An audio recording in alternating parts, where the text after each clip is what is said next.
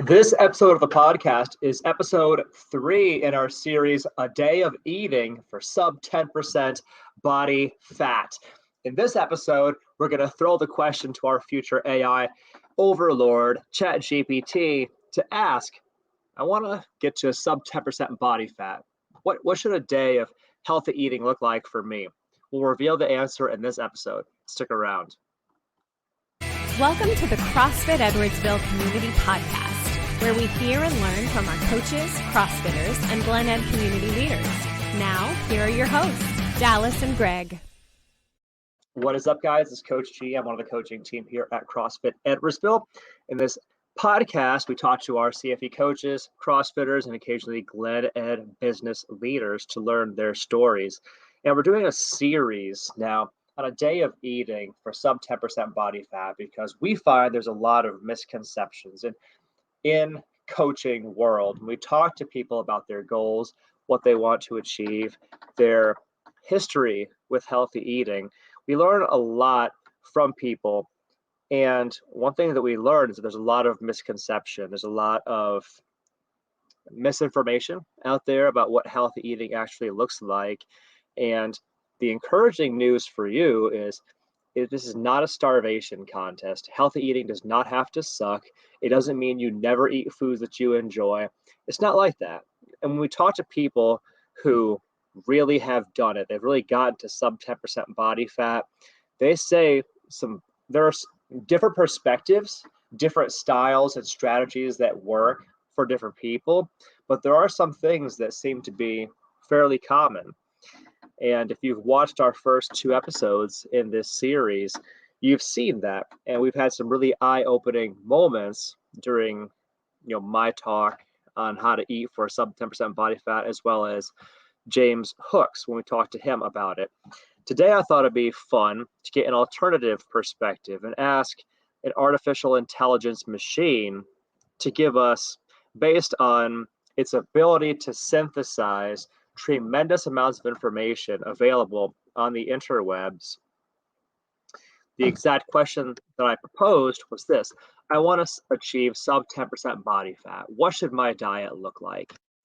In just a moment, I'll get to the answer that I got from ChatGPT, which is, it's not a short answer. There are, 10 bullet points with an introductory paragraph and a closing paragraph. And right off the bat, you kind of know that there are a lot of different things that you need to know in terms of eating for having sub 10% body fat. The good news is you don't need to have some high-level degree in order to understand the guidance that we're receiving here. The principles are not complicated. In fact, they're remarkably simple, generally speaking. Doesn't mean it's always very easy to implement, but these are not complex concepts. And that's great news for all of us, that we have yet one more level of reinforcement that healthy eating does not need to be some extremely innocuous, complex, esoteric thing that only the privileged among us could possibly understand. Everybody should be able to understand these principles, these ideas, and put them into action and start moving in a path of having a lean, healthy physique, the kind of physique you're proud of, the kind of physique that makes you comfortable being on the boat in your swimsuit, taking your shirt off at the pool party or whatever. So let's get into it. I'll give ChatGPT's introduction the first bullet point, and then I'll do a short Coach G's note, a side note. So I'll kind of do some editorials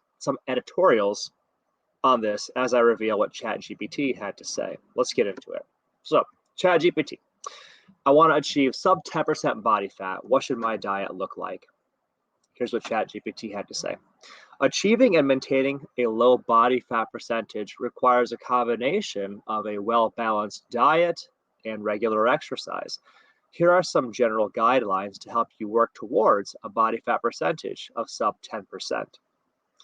I'm going to do a G's note, Coach G's note editorial that it's interesting that ChatGPT has the tact, has the appreciation of nuance that it says, here are some general guidelines to help you work towards a body fat percentage of sub 10%.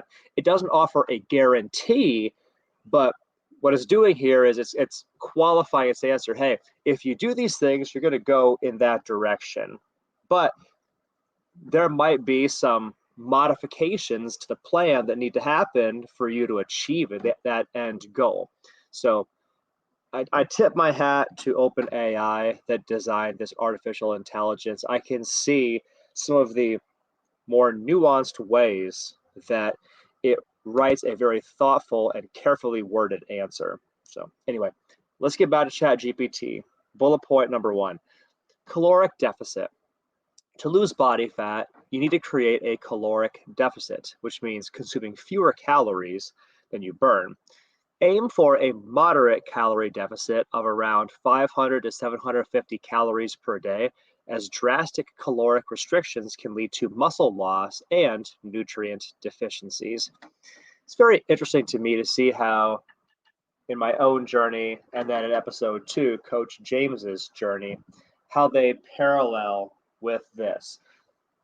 This is a safe recommendation based on a very reasonable approach to make progress over time. Not a crash diet approach, but progress over time. It's also important that we note here that food is not your enemy, calories are not your enemy, and you should not be running away from food. Eating less food may very well not be the answer for you. Again, when we talk about healthy eating, this is not about how little can you eat for how long, because you need to fuel your body, your mind, your life, your performance. Even if you're chasing sub 10% body fat, food is not your enemy, calories not your enemy. Let's just be sure that we're being very, very clear about that, because even if you are seeking a caloric deficit, which can be a desirable thing to approach, to pursue, it does not mean that food is a bad thing and you shouldn't have it. But let's continue. From ChatGPT, bullet point number 2, macronutrient distribution.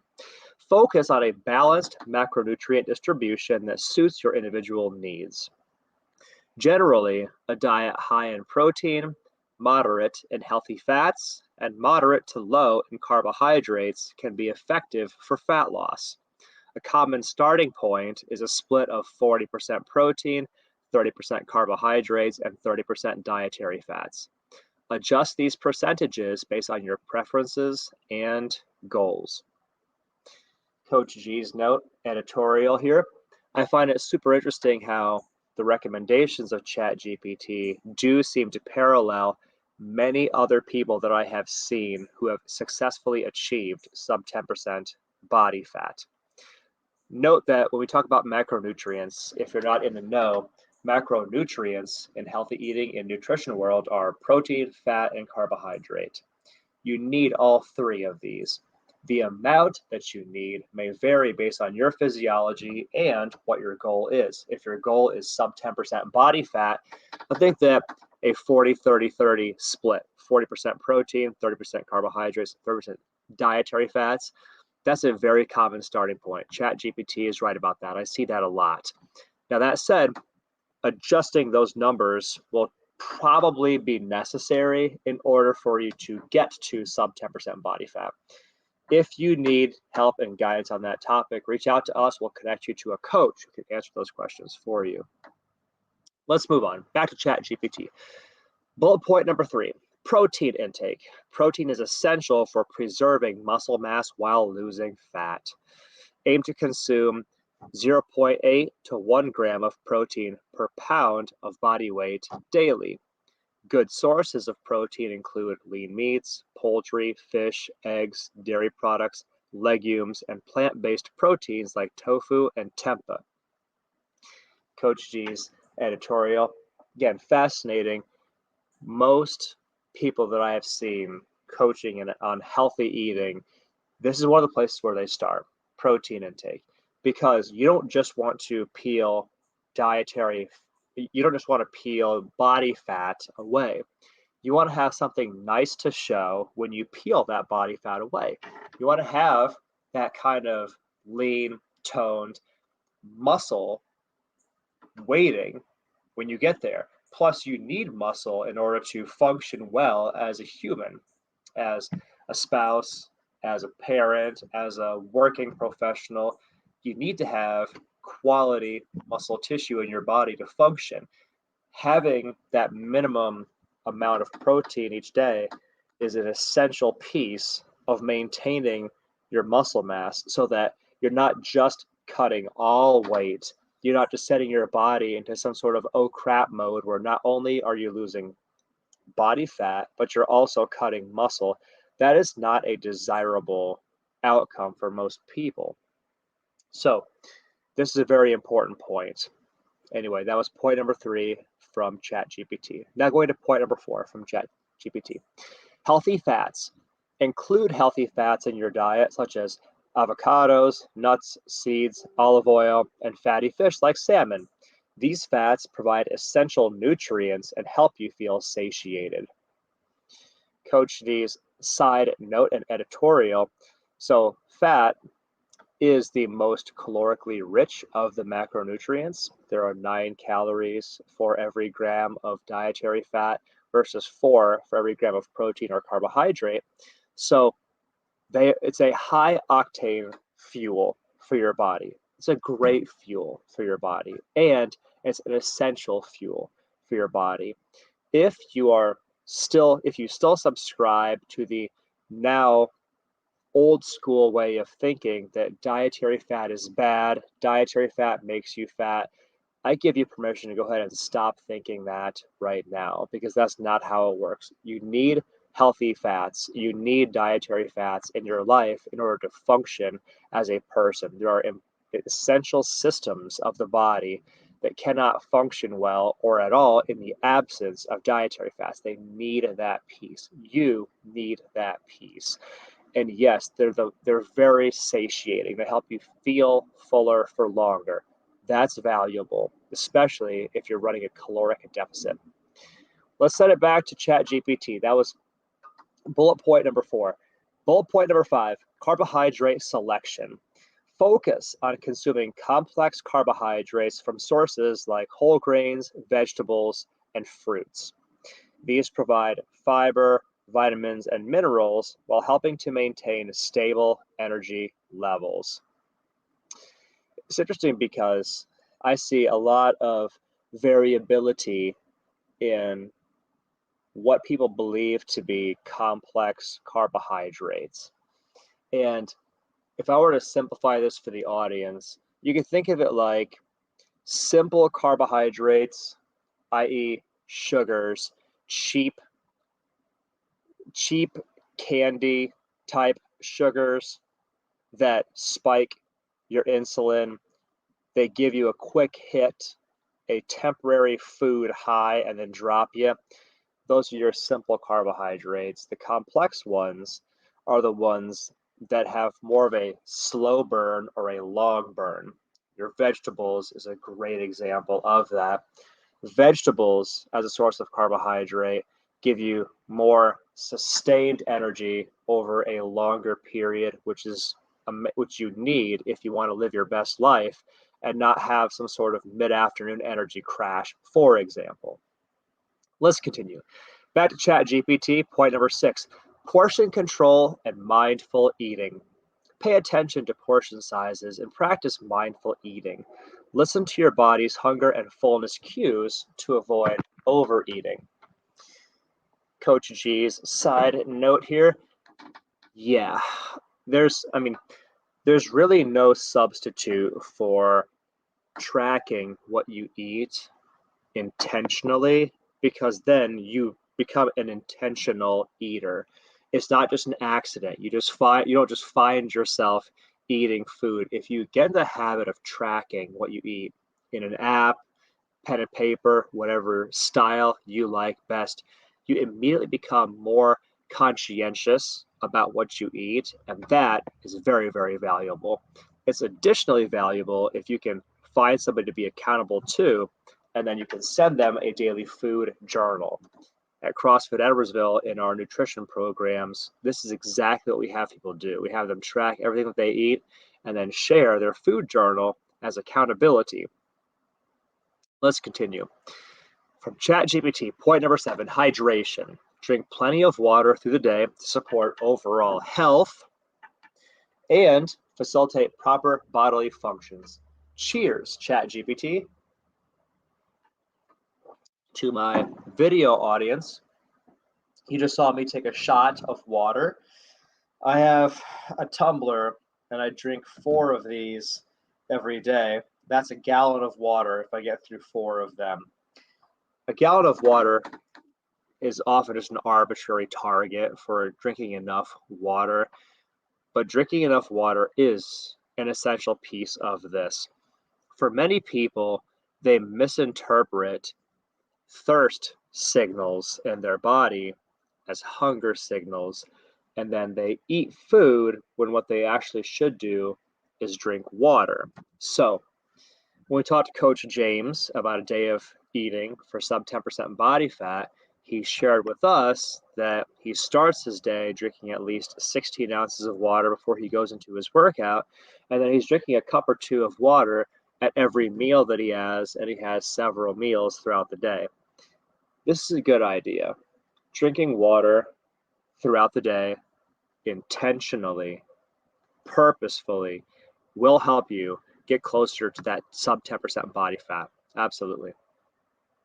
Let's go to point number 8 from ChatGPT. Limit processed foods and added sugars. Minimize your intake of processed foods, sugary snacks, sugary beverages, and refined carbohydrates. These foods are often high in calories and provide little nutritional value. That point is so important, I'm going to read it again. Limit processed foods and added sugars. Minimize your intake of processed foods, sugary snacks, sugary beverages, and refined carbohydrates. These foods are often high in calories and provide little nutritional value.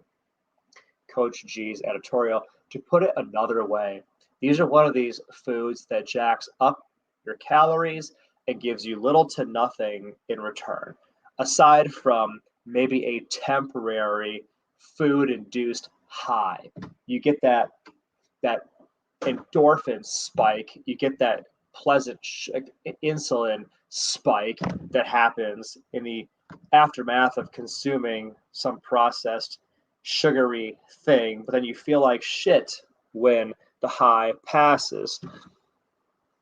Follow this point. It's very important. Limit processed foods or eliminate them entirely. Avoid added sugars. Consume as little sugar as you can.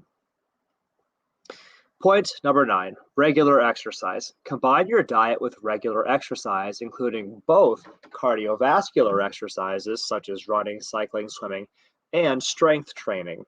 Strength training helps preserve muscle mass and boosts metabolism. Coach G's side note, true facts, ChatGPT, true facts. Final point number 10 from ChatGPT. Consistency and patience. Remember that achieving and maintaining low body fat percentage takes time and consistency. Focus on long-term sustainable habits rather than short-term fixes. Amen, ChatGPT. Amen. The final note, the closing thought from ChatGPT. It's crucial to consult with a healthcare professional or a registered dietitian who can assess your specific needs, consider any underlying conditions, and provide personalized guidance tailored to your circumstances. I like that. That's a strong way of finishing this thought process. So to our audience at home, if you do need help charting out, mapping this journey for yourself, the coaching team at CrossFit Edwardsville would love to be of service to you. You can learn more about us by Googling us, reading our Google reviews. We have 1,000 of them.